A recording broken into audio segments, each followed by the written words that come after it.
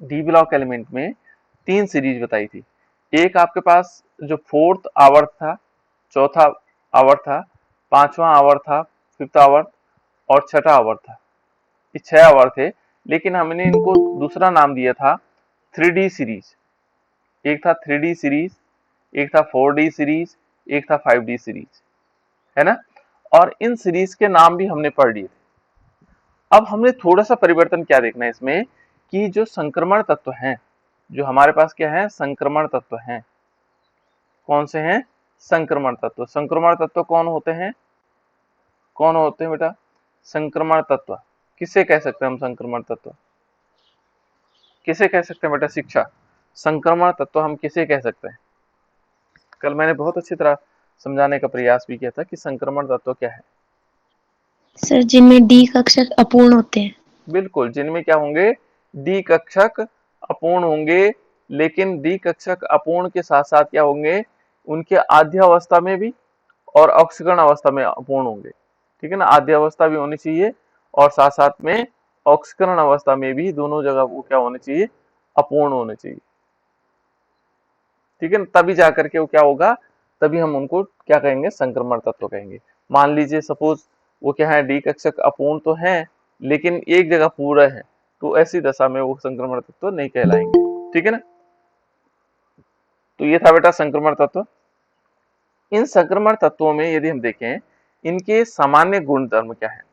जो जनरल एक प्रॉपर्टीज दिखाते हैं, सामान्य गुणधर्म, सामान्य गुणधर्म में क्या क्या आते हैं? सामान्य गुण क्या है इनके, है ना। सामान्य गुण में पहले हम देखते हैं परमाणु त्रिज्या। पहला नंबर आएगा इसका, परमाणु त्रिज्या के बारे में हम पढ़ेंगे। तो परमाणु त्रिज्या जैसे आप लोग जानते ही हैं, परमाणु त्रिज्या, परमाणु त्रिज्या होती क्या है बेटा?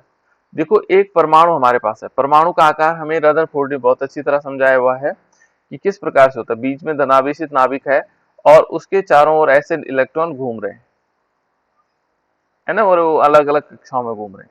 तो इसकी यदि हम त्रिज्या को देखें, तो त्रिज्या जनरली क्या होती है, यहाँ नाभिक से और बाह्यतम कक्षा की जो दूरी है वो त्रिज्या कहलाएगी। लेकिन परमाणु इतना छोटा है कि उसको नापना, यहाँ से नापना बहुत मुश्किल का काम है।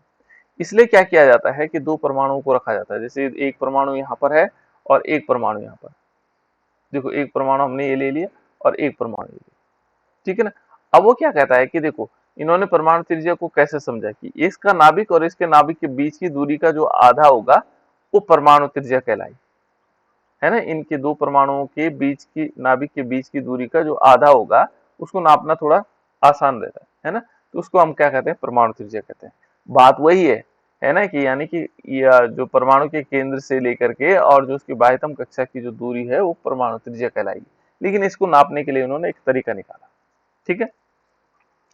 अब इस लक्षण को यदि हम देखें कि जो हमारे पास सीरीज है, सीरीज कौन से? 3D series, 4D series, 5D series, है ना। 3D सीरीज का यदि हम नाम देखें तो ये है शक्ति वक्रमन, है ना, फीको निकोजन। यानी कि हम इसको देखेंगे तो स्कैंडियम, स्कैंडियम, टाइटेनियम, ठीक है ना, वैनेडियम, क्रोमियम, ठीक है ना, मैग्नीज, फेरस, फेरस में आयरन, है ना, ferrous, cobalt, nickel, copper, zinc, इसमें देखते हैं। अब इसमें पीरियोडिक टेबल, ये पीरियोडिक टेबल का एक पार्ट है ना, संक्रमण तत्व। तो यहाँ पर यदि देखें कि जो परमाणु त्रिज्या है, ऐसे में क्या हो रहा है, ऐसे में क्या परिवर्तन आ रहा है इसमें? जब हम इधर से इधर की तरफ जाएंगे तो ये इसमें क्या परिवर्तन आ रहा है? ठीक है ना। तो सामान्यतः क्या माना जाता है कि इस प्रकार जो संक्रमण तत्व है, परमाणु त्रिज्या क्या होगी? परमाणु क्रमांक बढ़ने के साथ क्या होती है? घटती जाती है। यदि हम देखेंगे यहां से जब हम इधर की तरफ जाएंगे तो ये सामान्यतः क्या होगी? घटेगी। सामान्यतः घटेगी, ये ध्यान रखिए। ये जनरल चीजें है ना। ये कहता है कि परमाणु क्रमांक बढ़ने के साथ साथ क्या होगी? परमाणु त्रिज्या घटती जाती है। ये लक्षण पाए जाते हैं इसमें कि इधर की तरफ क्या हो रहा है? कम हो रहा है। और उसका एक सिंपल कारण हो सकता है, और कारण क्या है? अभी बीच में तो बहुत सारे परिवर्तन है इसमें, ठीक है ना, इसके अंदर बहुत सारे परिवर्तन है, ठीक है। लेकिन हमें ये जानना है कि जैसे जैसे नाभिकीय आवेश बढ़ेगा, यहाँ पर क्या हो रहा है, नाभिक का आवेश बढ़ रहा है। क्या हो रहा है, नाभिक का आवेश बढ़ रहा है। जब नाभिक का आवेश बढ़ेगा, नाभिक का आवेश बढ़ रहा है, ठीक है, नाभिक का क्या बढ़ रहा है, आवेश बढ़ रहा है। तो नाभिक का आवेश बढ़ रहा है, तो आवेश बढ़ने से क्या होगा, उनके बीच आकर्षण बल बढ़ेगा, और आकर्षण बल बढ़ेगा तो ऐसे जैसे ना देखो, यहाँ पर इलेक्ट्रॉन बाहर है, ठीक है ना, ये इलेक्ट्रॉन है, बीच में क्या प्रोटॉन है, प्रोटॉन पे धनावेश होता है, इलेक्ट्रॉन पे कौन सा आवेश होता है, इलेक्ट्रॉन पे कौन सा आवेश ऋणावेश। होता है, ठीक है ना, ऋणावेश होता है। तो इलेक्ट्रॉन पे ऋणावेश और प्रोटॉन पे धनावेश। तो ये क्या होता है बेटा, जैसे ये अट्रैक्ट होते हैं, देखो अट्रैक्ट, इनकी संख्या बढ़ती चली जाएगी, यहाँ आवेश बढ़ेगा तो ये क्या होगा, देखो अब यहाँ पर थोड़ा सा आवेश और बढ़ा, तो ये क्या करेगा, उसको ज्यादा खींचेगा अपनी तरफ। तो धीरे धीरे क्या होता है, इधर की तरफ आवेश बढ़ेगा, परमाणु क्रमांक वृद्धि के साथ आवेश बढ़ेगा, नाभिक की आवेश बढ़ेगा, उससे परमाणु त्रिज्या क्या होती है, छोटी होती चली जाती है। ये सामान्य लक्षण है, ध्यान से समझना मेरी बात, मैं बार बार कह रहा हूँ सामान्य लक्षण। सामान्य लक्षण का मतलब जनरल प्रॉपर्टीज एक तरह होती हैं जो दिखाई देती है हमें, लेकिन इनमें कुछ परिवर्तन अलग भी है, ठीक है ना, वो परिवर्तन आपको बता दिए जाएंगे कैसे कैसे परिवर्तन है। ये कहता है कि परमाणु त्रिज्या में एक जो कमी है, श्रेणी के मध्य में थोड़ी सी कम हो जाती है। यदि हम देखेंगे इनकी भी परमाणु त्रिज्या इधर से इधर इधर जाएंगे तो यहाँ पर क्या होगा, इसकी जो परमाणु त्रिज्या होगी यहाँ पर थोड़ा सा कम देखी जा सकती है। अब इसको चलो फिगर में देखते हैं। यदि हम देखेंगे तो यहाँ पर 164 पिकोमीटर, 164 पीएम पिकोमीटर है ना, ये है 147 थोड़ा घटा, 135 देखो घटा, ठीक है ना, यहाँ पर देखेंगे 129 ये थोड़ा और घटा, लेकिन यहाँ देखो 137 क्या हुआ, बढ़ गया। फिर यहाँ देखोगे 124, फिर क्या हुआ, घट गया। देखो यहाँ पर देखो परिवर्तन आ रहा है, कुछ चीजें ऐसी हैं, लेकिन जनरल क्या है, जनरल देखेंगे तो घटेंगे। 126 थी बढ़ा, फिर 125 थी। ये है बेटा इनकी जो यहाँ पर देखेंगे 128 और 137, ऐसे होल देखेंगे तो 164 यहाँ था और यहाँ 137 हुआ, इसका मतलब घटते जा रहे, लेकिन यहाँ परिवर्तन हुए बीच बीच में। देखो यहाँ क्या हुआ, देखो बेटा क्रोमियम में क्या हुआ, क्रोमियम में घटा, लेकिन क्रोमियम के बाद जैसे मैग्नीज में आया वो क्या हो गया, बढ़ गया। फिर क्या हुआ, आयरन में थोड़ा घटा, देखो 29 से कम ही हो गया। फिर देखेंगे तो फिर क्या हुआ, कोबाल्ट में फिर बढ़ गया, 26 हो गया। फिर निकेल में थोड़ा घटा, फिर देखो यहाँ पर क्या हुआ, फिर बढ़ गया, 28 हो गया। फिर क्या हुआ, 137 हो गया। तो ऐसा क्यों हो रहा है ना, देखो इनकी जो परमाणु त्रिज्या है कहीं पर बढ़ रही कहीं पर घट रही है, तो इसका कारण क्या हो सकता है। पहला कारण तो हमें स्पष्ट पता है कि नाभिकीय त्रिज्या इधर से इधर की तरफ घट रही है, उसका मतलब है कि यहाँ पर क्या होगा, नाभिकीय आवेश बढ़ रहा है ना, परमाणु क्रमांक के साथ साथ क्या हो रहा है, नाभिकीय आवेश बढ़ रहा है। और इसमें यदि देखोगे तो यहाँ पर क्या हो रहा है, इलेक्ट्रॉन भरे जा रहे हैं, किसमें, n-1 डी में भरे जा रहे हैं, n-d उपकोष में भरे जा रहे हैं। और जो बाह्यतम इलेक्ट्रॉन होता है, देखो अब इसमें यहाँ पर हमारे पास क्या है, देखो बेटा हमारे पास इसको समझना होगा, पहले आवरणीय प्रभाव को समझना होगा, है ना, आवरण का क्या प्रभाव होता है। देखो जैसे हमारे पास स्कैंडियम को देखते हैं, तो स्कैंडियम का इलेक्ट्रॉनिक कॉन्फ़िगरेशन आपको पता है कि स्कैंडियम होता है 21, और इसका इलेक्ट्रॉनिक कॉन्फ़िगरेशन क्या है, 1s2 2s2, दिव्या बेटा लास्ट वाले कितना होता है, किसमें भरे जाते हैं इसमें इलेक्ट्रॉन लास्ट में, बीच में ऐसे पूछ लूंगा मैं, दिव्या बताओ बेटा,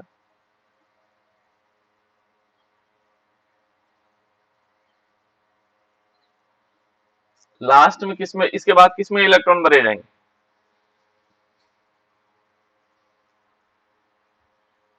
देखो यहां तक मैंने भर लिया,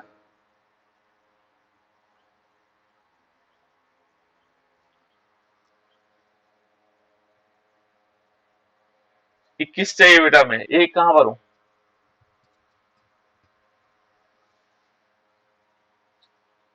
कृष्णा,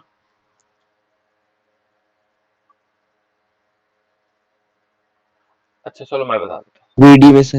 बिल्कुल 3D में भरे जाएंगे, 3D1 भरा जाएगा। किस में भरे बेटा हमने, दिव्या किस में भरे हमने लास्ट इलेक्ट्रॉन? 3D1। हाँ बिल्कुल 3D। देखो 3D1 में भरा।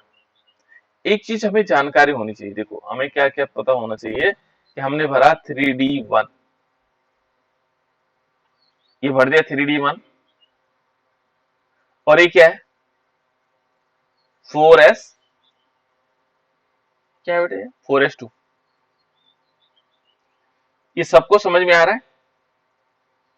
अब से एक समझ में आ रहा है, 4s पहले भरा हुआ है और 3D बाद में।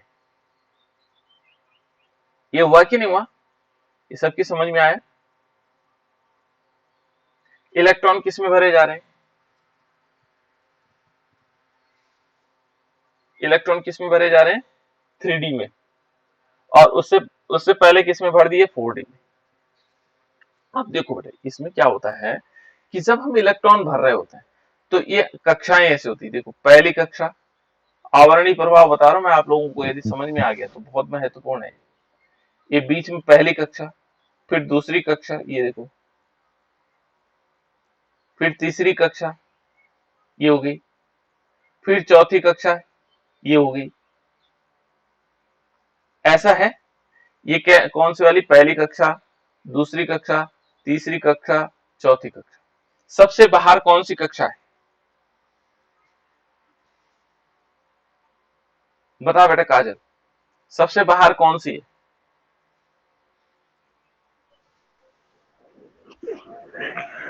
सबसे बाहर वाली कक्षा कौन सी है बेटा? पहली, दूसरी, तीसरी, चौथी? बताना, गलत कोई दिक्कत नहीं हमें, है ना, गलत हो जाए कोई दिक्कत नहीं। सबसे बाहर कौन सी कक्षा है? आवाज नहीं आ रही बेटा। राहुल,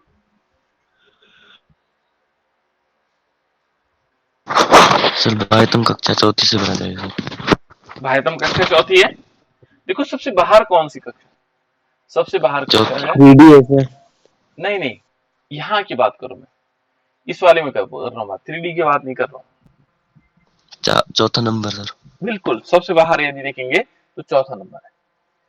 लेकिन यहाँ पर यदि देखोगे, ये सबसे बाहर ये चौथा है, उसके अंदर तीसरा है, उसके अंदर दूसरा है, फिर सबसे अंदर कौन सा है?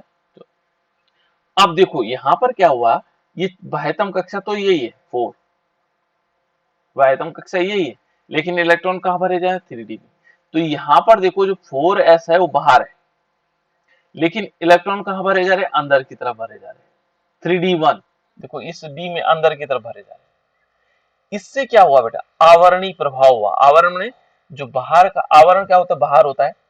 इस 4s के कारण इस 3D पर कुछ प्रभाव पड़ेंगे, क्योंकि इसके क्या है? बाहर है।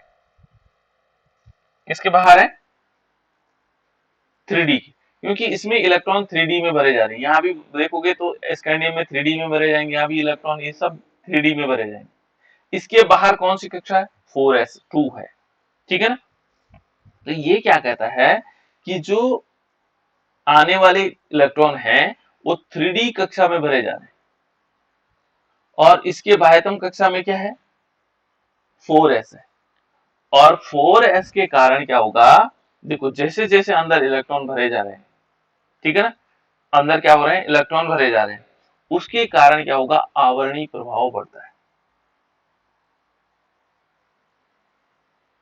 देखो एक सिंपल है, आवरणीय प्रभाव डी इलेक्ट्रॉनों के बढ़ने के साथ साथ बढ़ता जाता है। जैसे जैसे डी इलेक्ट्रॉन बढ़ेंगे तो आवरणीय प्रभाव बढ़ेगा, बाहर से जो प्रभाव है उसकी बढ़ने की संभावना ही ज्यादा हो जाती है, ठीक है ना। और इसलिए क्या होगा कि आवरणीय प्रभाव जब बढ़ेगा तो परमाणु परमाणु वृद्धि के साथ क्या होगा कि नाभिकीय आवेश में हुई वृद्धि इलेक्ट्रॉन के बढ़ते हुए आवरणीय प्रभाव को संतुलित हो जाता है। यानी कि जो क्या हमने कहा था कि जब हम इधर से इधर की तरफ जाएंगे तो नाभिकीय आवेश बढ़ता है। नाभिकीय आवेश क्या होता है? बढ़ता है। और जब क्या होगा, यहाँ पर इलेक्ट्रॉन डी में भरे जाएंगे तो ये जो नाभिकीय आवेश है ये क्या होगा, संतुलित हो जाएगा, इसका ज्यादा प्रभाव नहीं पड़ेगा। जिसके कारण क्या हुआ, पहले तो देखो यहाँ पर नाभिकीय प्रभाव ठीक था, यहाँ तक तो ठीक चला वो नाभिकीय आवेश, क्योंकि अब क्या हुआ, इसके बाद इलेक्ट्रॉनों की संख्या अंदर बढ़ती चली गई। देखो यहाँ पर 3d1 था तो ज्यादा नाभिकीय आवरणीय प्रभाव नहीं था, 3d2 था तो प्रभाव नहीं था, 3d3 हुआ तो उतना प्रभाव नहीं हुआ, 3d4 हो गया, 3d5 जब हुआ तो यहाँ क्या हुआ, नाभिकीय जो आवेश था उसका प्रभाव कम हो गया। किसने कम किया, जो आवरणीय 4s2 इलेक्ट्रॉन है उन्होंने क्या कर दिया, उसको संतुलित कर दिया, और उसके कारण क्या हुआ, इसका आकार बढ़ गया। फिर और देखो यहाँ 3d कितना हो गया, 6 हो गया। इस टाइप से बढ़ते चले जा रहे हैं, और उससे आवरणीय प्रभाव के कारण क्या हो रहा है, इसके मध्य में क्या हुआ, त्रिज्या लगभग समान होती है। देखो यहाँ पर त्रिज्या क्या है, लगभग समान होती है, ठीक है। और फिर धीरे धीरे क्या होने लग जाती है, घटती बढ़ती रहती है। तो ये किसके कारण है, इस सारा का सारा जो कारण है ये आवरणीय प्रभाव के कारण, ठीक है ना। यदि हम प्रथम श्रेणी में देखें परमाणु त्रिज्या, थोड़ी सी वृद्धि पाई जाती है, इसमें क्या होता है, थोड़ी सी वृद्धि पाई जाती है। ये समझ में आई, और आ गया होगा, आया समझ में, नहीं आया? जी सर। देखो अब थोड़ी सी और आगे चलते, चलो मान लीजिए यहाँ पर देखो किस प्रकार से, अब एक एक पॉइंट को समझने की कोशिश करते बेटा, है ना। देखो ये थोड़ा समझने की बातें भी है, जैसे हम क्रोमियम में देखते हैं, क्रोमियम का इलेक्ट्रॉनिक कॉन्फ़िगरेशन देखें, है ना। क्रोमियम को देखते हैं Cr, तो क्रोमियम का परमाणु क्रमांक कितना होता है बेटा, 24। 24। याद रखना आप लोगों ने, सबने, ठीक है ना। देखो 1s2, 2s2, 2p6, 3s2, 3p6, कितना होगा बेटा, काजल आगे बता, मुझे मुझे याद नहीं है इसका, जल्दी बता, काजल बताइए, काजल कल नहीं, जल्दी बताओ इसका इलेक्ट्रॉनिक कॉन्फ़िगरेशन आगे बताओ। 4s2 4s2, गुड, आगे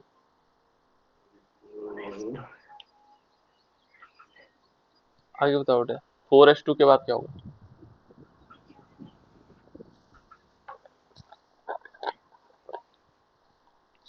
4s2 के बाद क्या होगा, 3d4, चौबीस हो गया ना, देखो यहाँ 10 और 10 20 और 4 24 हो गया, ठीक है। ठीक है काजल बेटा, ठीक है या गलत है, यस सर। बिल्कुल इसने यस सर बोल दिया। अन्य बच्चे बताओ बेटा, ये ठीक है या गलत है, गलत है सर। सर। सर 4s1 और 3d5 होगा सर। बिल्कुल। देखो इन्होंने ऐसा क्यों बोला, इन्होंने कहा 4s1 होगा और 3d5 होगा, क्योंकि 4s एक इलेक्ट्रॉन निकल रहा है सर, 5 एक इलेक्ट्रॉन 3d में क्यों चला जाएगा। निकलेगा, यहाँ क्यों जाएगा, क्यों जाएगा, कोई कारण बताएगा। सर संक्रमण तो यहां से एक अपवाद इलेक्ट्रॉन है यहाँ सर। क्यों जाएगा, इसके डी के 5 कक्षक होते हैं, कितने 5। कक्षक होते हैं, 5 कक्षक, और ये अर्ध पूर्ण अवस्था प्राप्त करने के लिए एक इलेक्ट्रॉन निकाल लेते हैं, हाफ फील्ड ऑर्बिटल, है ना, आधा पूरा होने के लिए एक इलेक्ट्रॉन इससे मांग लेता है, बस ये कारण है। इसके 5 कक्षक होते हैं, अर्ध पूर्ण अवस्था प्राप्त करने के लिए एक इलेक्ट्रॉन 4s से मांग करके ये अपनी क्या कर देता, हाफ फील्ड ऑर्बिटल बना लेता है, ठीक है ना, और जिसके कारण ये स्थायित्व प्राप्त कर लेता है। अब देखो बेटा, इसमें हमारे पास यही मैं समझाना चाह रहा था कि जो क्रोमियम है, क्रोमियम में जो अयुग्मित इलेक्ट्रॉनों की संख्या कितनी है, यहाँ पर देखोगे तो कितनी है, देखो 4 5 तो ये हो गए, और एक छठा क्या हो जाएगा, ये हो जाएगा, ठीक है। 6 तक तो ये दिक्कत नहीं है ना, 6 6 हो गए अयुग्मित इलेक्ट्रॉन होते हैं, है ना। यानी कि इसमें क्या होंगे, जो डी उपकोष है में उपस्थित जो अयुग्मित इलेक्ट्रॉन होते हैं वो क्या करते हैं, इलेक्ट्रॉन इलेक्ट्रॉन प्रतिकर्षण नहीं होता है, ठीक है ना, इनके बीच क्या नहीं होगा, इलेक्ट्रॉन इलेक्ट्रॉन प्रतिकर्षण नहीं होता है, किसके बीच, इनके बीच, है ना। और आगे बढ़ने पर क्या होगा, जैसे हम आगे बढ़ेंगे यानी कि 3D उपकोष में, तो इलेक्ट्रॉन क्या होकर युग्मित होने प्रारंभ हो जाते हैं। जैसे देखो यहाँ पर हमने सबसे पहले देखा किसको, स्कैंडियम को। स्कैंडियम में देखोगे तो 3D4s1 3D1, इसमें देखेंगे तो एक अनपेयर इलेक्ट्रॉन है, एक अयुग्मिक इलेक्ट्रॉन है। जो हम उसको देख रहे थे ना, अभी हमारे पास सीरीज आई थी, स्कैंडियम, टाइटेनियम, वैनेडियम, क्रोमियम, ऐसे था, मैग्नीज, फिर उसके बाद आया आयरन, आयरन के बाद कोबाल्ट, निकिल, है ना, फिर क्या हुआ कॉपर, और लास्ट में जिंक। तो यहां देखो बेटा, इसमें देखेंगे तो एक इलेक्ट्रॉन अभी युग्मित नहीं हुआ, युग्मन शुरू नहीं हुआ ये इलेक्ट्रॉन। यहां पर भी देखोगे तो स्कैंडियम के बाद टाइटेनियम में होता है, तो 4s2 और 3d2, यानी कि डी में कितने आ गए, दो।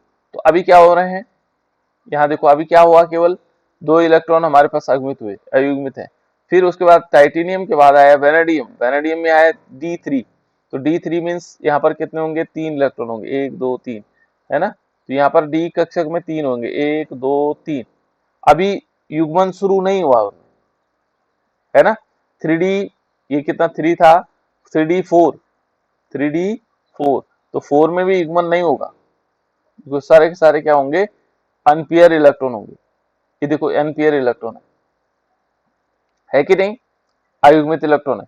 यहाँ पर देखो ये कौन सा है, ये हमारे पास क्रोमियम है ना। यहाँ पर भी 5 तक पहुंच जाते हैं, है ना। उसके बाद यदि हम देखेंगे क्रोमियम के बाद, क्रोमियम के बाद आता है मैग्नीज। तो मैग्नीज को देखेंगे तो मैग्नीज में भी क्या होता है, यहाँ पर देखेंगे D5 होता है, लेकिन 4s2 भी होता है। यहाँ पर क्या होंगे, इसमें देखेंगे तो इसमें सबसे ज्यादा अनपेयर्ड इलेक्ट्रॉन किसमें है, इसमें क्रोमियम में, क्योंकि 5 तो ये हो गए और एक s में 6 हो रहे हैं, है ना।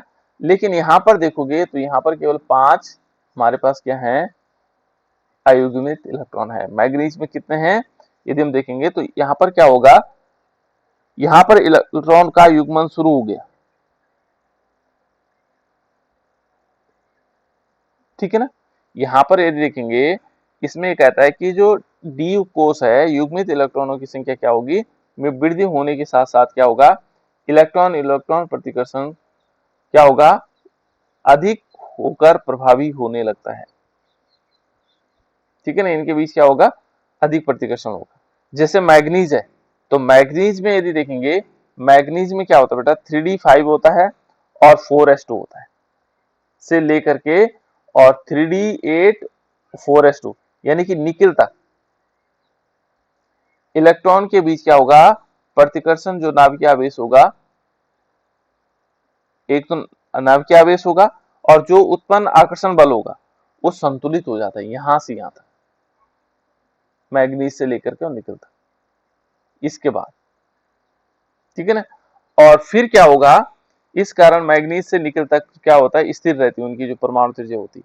और फिर क्या होगा, जैसे ही हम इस श्रेणी के अंत में पहुंचते हैं तो युग्मन की संख्या क्या हो जाती है, अधिकतम हो जाती है। देखो यहाँ पर युग्मित संख्या यदि देखेंगे तो यहाँ पर सारे के सारे युग्मित हो जाते हैं इलेक्ट्रॉन, जिसके कारण उसकी जो त्रिज्या है वो क्या हो जाती, बढ़ जाती है। यह देख लो बेटा, ये हमारे पास पहले रिकॉर्ड बनाया हुआ हमने, यहाँ देखो, यहाँ तक तो क्या हुआ, यहाँ तक तो अनपेयर इलेक्ट्रॉन रहे, देखो क्रोमियम तक सबके सब अनपेयर थे इलेक्ट्रॉन।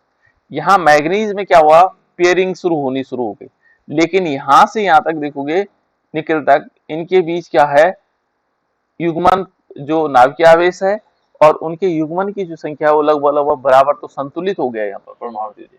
लेकिन फिर क्या हुआ, युग्मन की संख्या बढ़ती चली गई, तो यहाँ पर क्या हो गया, उसकी परमाणु त्रिज्या बढ़ गई, ठीक है ना। तो ये युग्मन के कारण ऐसा हुआ बेटा, किसके कारण हुआ, युग्मन के कारण, इसलिए इनमें वृद्धि पाई जाती है। ये है बेटा परमाणु त्रिज्या का एक फैक्टर यहाँ पर, जो हमने किस में देखना है, डी ब्लॉक एलिमेंट्स में देखना है।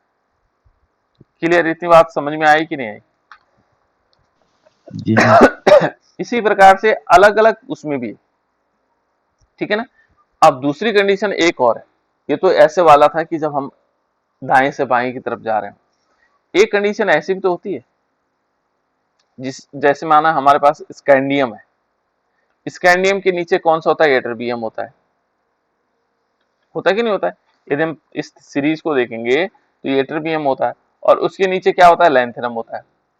इधर की तरफ तो हमने समझ लिया कि क्या हो रहा है, कहीं पर घट रहा है, कहीं पर बढ़ रहा है और फिर बीच में कहीं संतुलित भी हो रहा है, और उसका कारण हमने क्या लिया?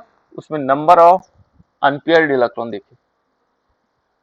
अब यदि हम समूह में ऊपर से नीचे जाने पर, देखो इसमें हम टॉप टू बॉटम जाएंगे, देखो टॉप टू बॉटम यानी कि ऊपर से नीचे की तरफ, माना स्कैंडियम से, तो यहाँ पर देखो समूह में जब हम नीचे की तरफ जाते हैं तो संक्रमण जो तत्व होते हैं, है ना, इनकी परमाणु त्रिज्या में वृद्धि होगी, क्योंकि यहाँ पर नंबर ऑफ ऑर्बिट्स बढ़ जाते हैं।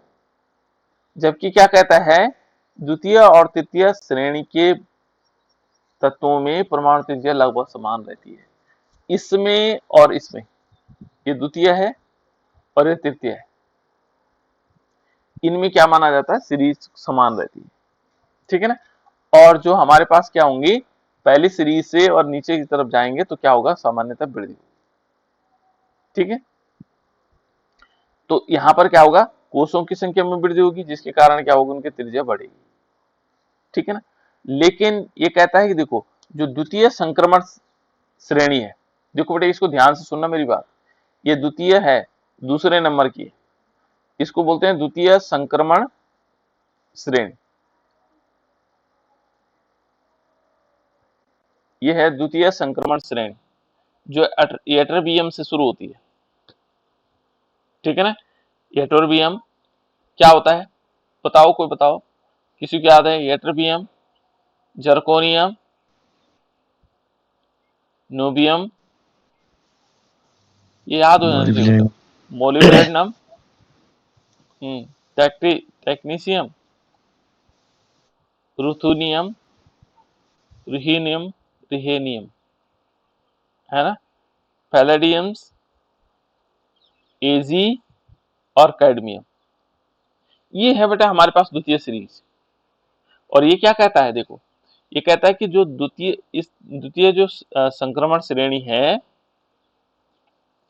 कि जो संक्रमण तत्वों की जो परमाणु त्रिज्या है, प्रथम श्रेणी की संक्रमण तत्वों की अपेक्षा अधिक होती है। ये प्रथम की तुलना में क्या है? अधिक है, ये ज्यादा है। किसकी त्रिज्या ज्यादा है? इसकी ज्यादा है।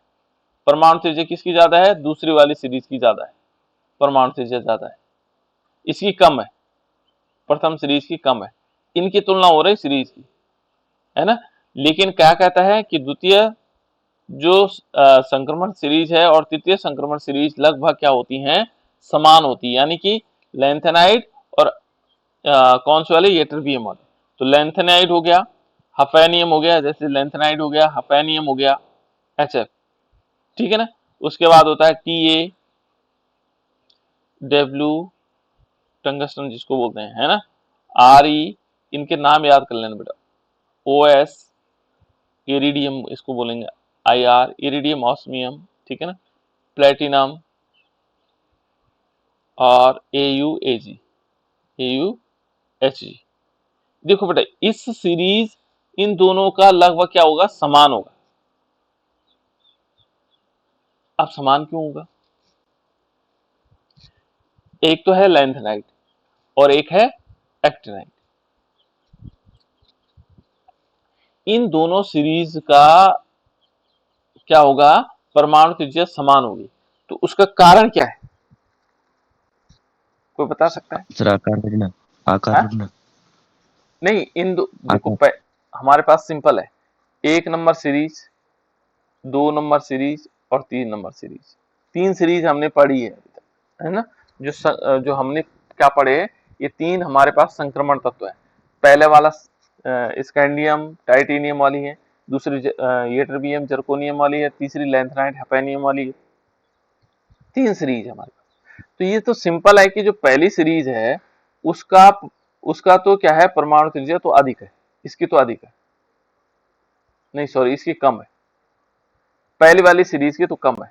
लेकिन पहले वाली की तुलना में दूसरे वाली की परमाणु त्रिज्या क्या है? अधिक है। और उसका कारण क्या बताया उन्होंने, उसका कारण है उन्होंने कहा नंबर ऑफ कोषों की संख्या बढ़ जाती है। पहला कोष, इसमें 2 कोष हैं, इसमें 3 हो जाएंगे, कोष की संख्या बढ़ जाएगी, इसमें 4 होंगी। लेकिन वो कहता है कि देखो ये इसकी त्रिज्या तो कम थी, इसकी अधिक हो गई, ठीक है ना, ये तो ठीक है, कोई दिक्कत नहीं, हमने मान लिया कि कोषों की संख्या बढ़ी। लेकिन ये कहता है कि जो दूसरी सीरीज है, ये दूसरे नंबर वाली और ये तीसरे सीरीज है, इनके इनकी जो परमाणु त्रिज्या वो समान है, थोड़ा बहुत अंतर होगा लेकिन वो कहता है समान है। तो ऐसा क्यों हुआ? तो यहां पर ये ध्यान रखना बेटा, जो ये तीसरी सीरीज हमारे पास है, ये लेंथेनाइट सीरीज है, और लेंथेनाइट में एक प्रोसेस होती है जिसको हम बोलते हैं लेंथेनाइट संकुंचन। पूछा जाता, बोर्ड परीक्षा में पूछा जाता है, क्या है? लेंथेनाइट संकुंचन, लेंथेनाइट संकुंचन, कॉन्ट्रैक्शन वाइज। ये जो लेंथेनाइट है, इनमें क्या होता है? कॉन्ट्रैक्शन होता है, संकुंचन होता है, और इसके कारण क्या हो जाता है, इसका जो आकार बड़ा होना था थोड़ा छोटा हो जाता है, और छोटे होने से क्या हो जाता है, ये इसके बराबर हो जाता है, दूसरी सीरीज के बराबर।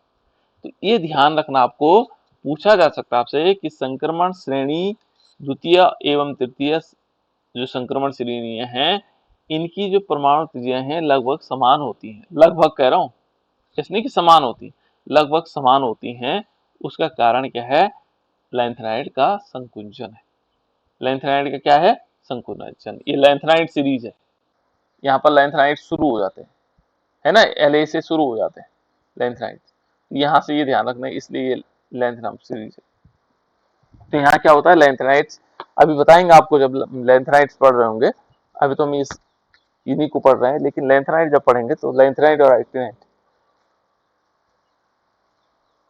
लेंथेनाइट और एक्टिनाइट किस में होते हैं? एफ ब्लॉक एलिमेंट, वो एफ ब्लॉक एलिमेंट, राइट। इस प्रकार से दूसरा देखो बेटा, ये तो आप समझ में आ गया होगा, परमाणु त्रिज्या समझ में आ गई होगी,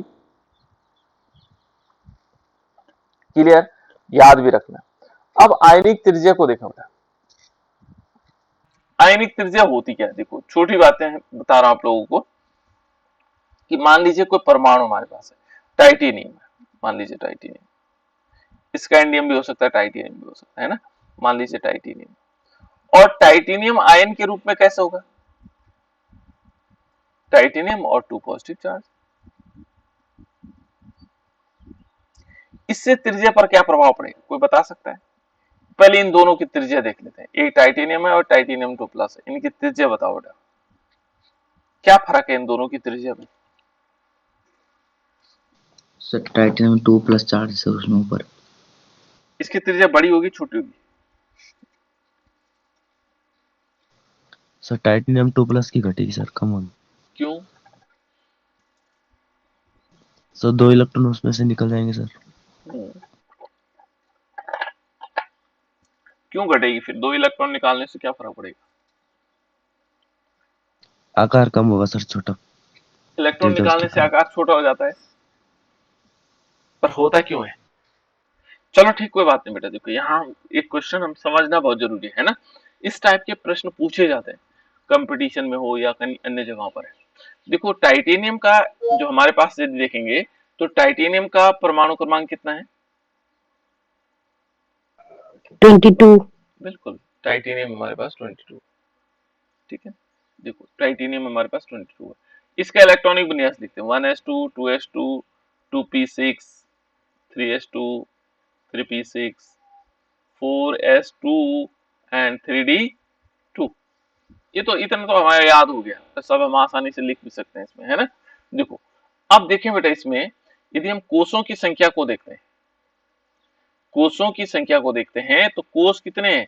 देखो इस वाले में देखेंगे तो एक कोष, दूसरा कोष, तीसरा कोष और चौथा कोष। 4 कोष हुए कि नहीं हुए? क्योंकि यहाँ 4 है, देखो ये 4 संख्या जो है क्या दिखा रहा है? कोषों की संख्या दिखा रहा है।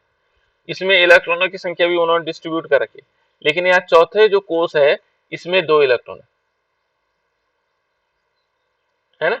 और इलेक्ट्रॉन यदि हम टाइटेनियम +2 का इलेक्ट्रॉनिक विन्यास लिखेंगे 2+ चार्ज का, तो क्या होगा बेटा? इसका इलेक्ट्रॉनिक विन्यास बताओ जल्दी से, टाइटेनियम 2+ का। टाइटेनियम 2+ का इलेक्ट्रॉनिक विन्यास बताओ जल्दी से, कौन बताए? 2 इलेक्ट्रॉन चले जाने इसमें से क्या होगा? 22 की जगह 20 बचेंगे, क्या होगा जी इलेक्ट्रॉनिक? 4s है 0 हो जीरो। जाएगा। बिल्कुल, बहुत बढ़िया बात बताई, ये याद रखना है कि आप लोग अच्छे बच्चे हैं, है ना, याद रखा हुआ आप लोगों ने। 4s क्या हो जाएगा? 4s में 0 होगा, ध्यान रखना, 4s में क्या होगा? 0 हो जाएगा, यहाँ 0 होगा क्योंकि बाह्यतम कक्षा ये है बेटा, इससे इलेक्ट्रॉन निकलेंगे, इससे नहीं निकलेंगे। तो यहाँ पर हमारे पास जो आएगा, ये आएगा 1s2 2s2 2p6 3s2 3p6 4s 0 हो जाएंगे और 3d कितने हो जाएंगे? 2 रहेंगे। अब देखो यहाँ 4s में से इलेक्ट्रॉन निकले, 4s मीन्स जो चौथी कक्षा में से इलेक्ट्रॉन निकल गए, चौथी कक्षा में शून्य हो गए, कक्षाएं कितनी बच गई? 1 2 3। तो 3 कक्षा का आकार छोटा तो होगा ही, और एक तो आकार इसलिए छोटा हुआ क्योंकि इसका बाहर कोष क्या हो गया? गायब हो गया। लेकिन यहाँ पर क्या हुआ बेटा? देखो यहाँ पर पहले थे 22 क्या थे? प्रोटॉन थे, और 22 ही क्या थे? इलेक्ट्रॉन थे। इनके बीच अट्रैक्शन फोर्स ज्यादा था, लेकिन अब 2 इलेक्ट्रॉन निकल गए, तो 22 तो प्रोटॉन है, प्रोटॉन कहाँ रहते हैं? बीच में, ठीक है ना, और इलेक्ट्रॉन कितने हो गए? 20 हो गए। तो इनके बीच क्या हो गए? ज्यादा खींच लेंगे उसको, क्योंकि इलेक्ट्रॉन कम है, तो जब कम होंगे तो ज्यादा अंदर, ज्यादा पावर है तो अंदर खींचेंगे कि नहीं खींचेंगे? देखो बीच में प्रोटॉन है ना, 22 है, 22 प्रोटॉन थोड़ी निकलते हैं, है ना, और इसके बीच देखोगे तो यहाँ पर इलेक्ट्रॉन कितने हैं? 20 है। तो ये क्या करेंगे? इनको अपनी ओर खींचेंगे ज्यादा, 20 इलेक्ट्रॉन को, क्योंकि 22 क्या है? प्रोटॉन है। तो इसलिए क्या होगा? थोड़ा सा आकार क्या होगा? छोटा होगा। किसका? टाइटेनियम 2+ का आकार छोटा होता है, टाइटेनियम 2+ का आकार क्या होगा? छोटा होगा। और यदि हम देखेंगे टाइटेनियम का जो आकार होगा वो बड़ा होगा। ये क्वेश्चन पूछा जाता है, जैसे कभी पूछा होगा क्लोरीन, क्लोरीन माइनस में, तो माइनस वाले में इसका आकार बड़ा हो जाएगा। सोडियम, सोडियम प्लस में, तो जिसमें प्लस चार्ज होंगे इसका आकार छोटा हो जाएगा।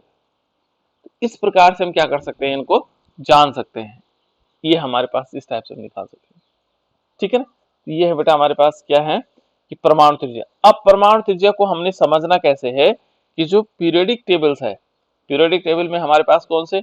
वही किसमें? शक्ति वक्र मान वाले में, यटरबियम, है ना, जर्कोनियम, न्यूबियम, मोलिब्डेनम, टेक्टिशियम, इनमें देखना है सब, ठीक है ना। तो मैं एक ही को बताता हूँ आप लोगों को, लेकिन दूसरे अभी सीरीज लेते हैं हम, पहली वाली सीरीज कौन सी वाली? जो हमारे पास है। यदि देखेंगे स्कैंडियम है बेटा, स्कैंडियम को तो 2+ चार्ज होता ही नहीं है, ये ध्यान रखना, स्कैंडियम पे 2+ चार्ज होते ही नहीं है, होते हैं क्या? इसमें हो ही नहीं सकते, है प्लस ना। चार्ज होगा सर बस। हाँ? इसमें प्लस एक चार्ज प्लस होगा। चार्ज, इसमें केवल एक प्लस चार्ज होने की संभावना ज्यादा है, क्योंकि इसमें क्या है? एक इलेक्ट्रॉन डोनेट कर सकता है। तो यहाँ पर तो एक इलेक्ट्रॉन डोनेट कर सकता है, इसलिए क्या होगा? स्कैंडियम को तो किनारे, इसकी एक विशेषता और भी है बेटा, है ना, अभी बताएंगे आप लोगों को। तो देखो अब हम चलते हैं, कहाँ से शुरू करेंगे? टाइटेनियम से।